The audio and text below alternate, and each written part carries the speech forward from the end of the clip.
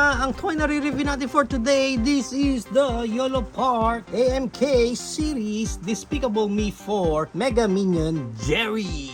Now, bago tayo mag-start sa ating re-reviewin for today, special shoutout muna sa YOLO Park for sending this Minion Jerry para reviewin natin dito sa channel natin. Once again, YOLO Park, thank you so much for sending these.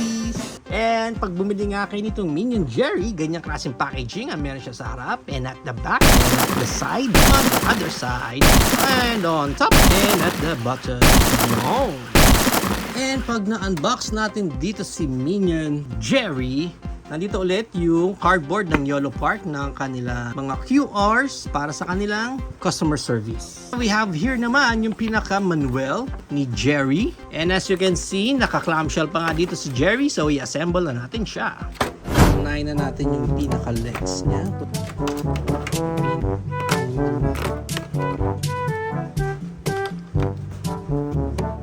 Kunin natin yung body niya.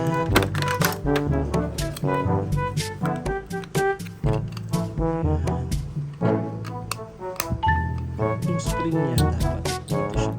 Press mo yan dyan. Close natin yun.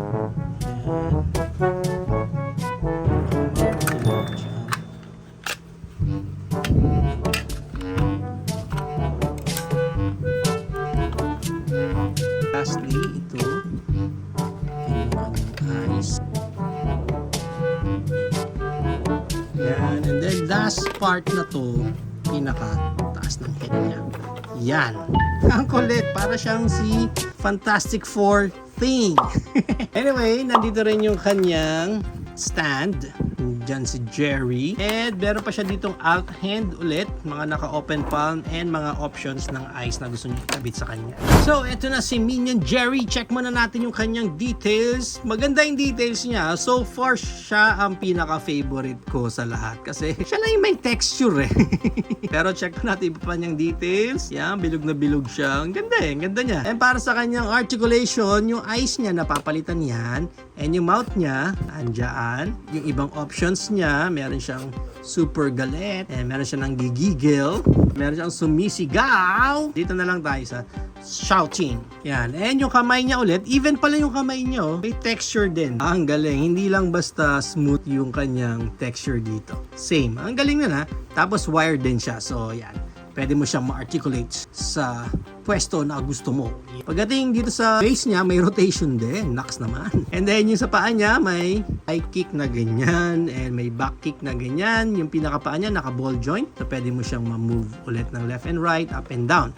And nandito rin yung kanyang stand na pag nilagay natin siya dyan, yan! Si Jerry sa kanyang stand. Wala siyang any gimmick. Ang gimmick lang niya, yung spring-loaded lang niya na paa. Yan, ganyan. Now, para sa height ni Minion Jerry, ang height niya is around 5 inches lang din siya. Eh, maganda niya. I-compare pa natin siya sa iba pa nating minions. I-join na natin siya sa iba pa nating minions. Dahil ngayon, kumpleto na sila. Ayan, no? Kumpleto na silang lahat. Ito na lahat eh. Yung AMK series ng YOLO Park na mga minion set. I-compare na rin natin sila sa ating YOLO Park AMK Pro series na si Optimus Prime. AMK series na si Bumblebee. AMK mini series na si Optimus Prime. Super Mario Bros. Bowser. And ang ating Hammond Collection na T-Rex. Yan. Rawr! So yan ang ating height comparison. So if you are planning to buy this Minion Jerry, ang price range niya is around 800 pesos up to 1,200 pesos. Depende na lang again kung saan ka makakasuntok ng Minion Jerry na ito. There you have it now guys. Ito na ang ating YOLO Park AMK series Despicable Me 4 Mega Minion Jerry. What do you think of this Minion Jerry? Is it a go for you or a no for you? Whatever thoughts, please comment it down below. But for me, as of now, si Jerry ang pinaka-favorite ko sa lahat ng AMK series ng YOLO Park na Despicable Me 4. Kahit na wala siyang gaanong gimmick, kahit na wala siyang gaanong accessories din, talagang up and down lang siya dyan. Tsaka kasi merong ganyang klaseng texture. And comparing it sa iba pa nating minions dito, everyone is smooth. Everyone is so shiny. Pero pagdating sa kanya, siya lang talaga yung may ganyang klaseng rocky texture na yan. Actually, kamukha niya ngayon sa Monster Rancher. No?